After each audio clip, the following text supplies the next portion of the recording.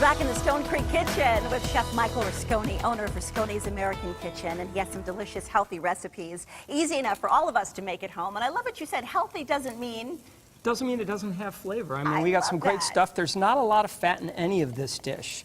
Okay, we're doing the grilled salmon, we're and we're pairing it with a blackberry shellac. I can't wait to figure out how to make that. Oh, it's in the recipe will be on the side. It's made with molasses, honey. There's a little bit of ketchup in there, a whole lot of blackberries, and some white balsamic vinegar. Oh, and what makes these ingredients and these recipes heart healthy, brain healthy? Because that's our theme this week. What makes them give us a body boost?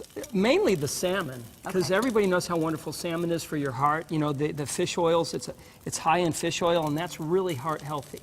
That's the biggest thing right there. And this is a sustainable salmon, and we're going to grill it. I'm using a grill pan because obviously we don't have a wood-burning grill. At the restaurant, I have this big, huge wood-burning grill, and I cook it over pecan. And you can do it this way at home, or you can do it in your backyard, but the key is to make sure your grill is really, really hot so the fish doesn't stick. And while the fish is marking, and I've already started a piece, you can see we have the nice, wonderful grill marks. We're going to start our carrots and our Brussels sprouts. We have some nice boiling water over here. And good amount of salt in there. You said you were going to teach us how to make the perfect Brussels sprout, because not everybody is jazzed about Brussels sprouts. So we're going to let those cook for just a minute, and hopefully we won't smoke out the studio with the salmon. Oh, it's okay. We like smoky. So what other types of fish are heart healthy, can give us kind of a boost there besides salmon? Salmon's the biggest one. Steelhead trout.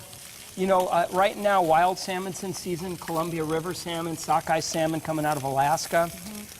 Just about any seafood, as long as it's not a bottom feeder.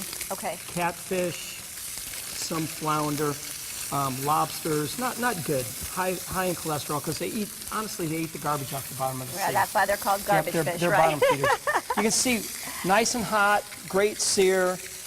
And I like one of these pans for the home, because of course we're not going to have an industrial type oven and, you know, like you get to have, but we can put one of these in our kitchen to give us that nice grill mark. Yep.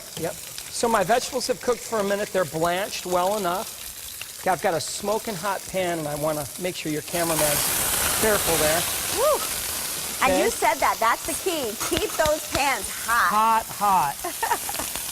Because this isn't going to cook long once it's in there.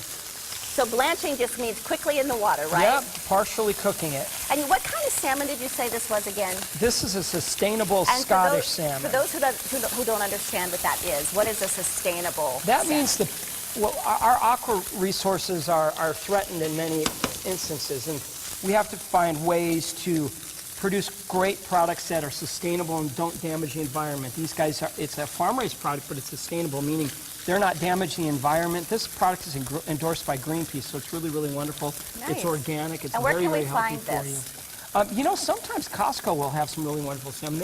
Right now, they've got some wild salmon that's very affordable. Okay, so look for sustainable fish. Okay. Sustainable is always important.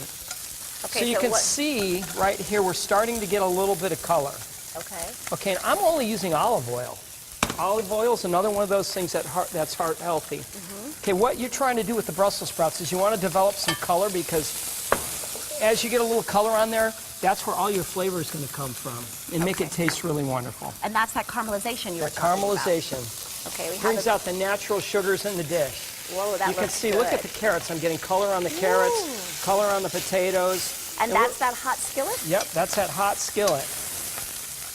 If your skillet's not hot enough, you end up boiling these vegetables, and you'll never get any color on them. Oh, it looks amazing. I'm going to flip this over to see what it looks like. See that little bit of browning there? It's perfect. That's what we want. Everything smells so good. I must say, this is one of the smokiest kitchens I've been in a while, but it smells amazing, and it's going to be good for us, and that's what we want. And Rusconi's American Kitchen, what are you guys known for? This salmon's my #1 selling dish by far. All right. And now this is that blackberry shellac. This is the blackberry shellac. I'm going to put a little glaze on this piece of fish that I've already started. And that's going to smoke a little bit too, but it's all right. It's all good stuff. All right. We have about 30 seconds, so it looks perfect. Right there. Wow.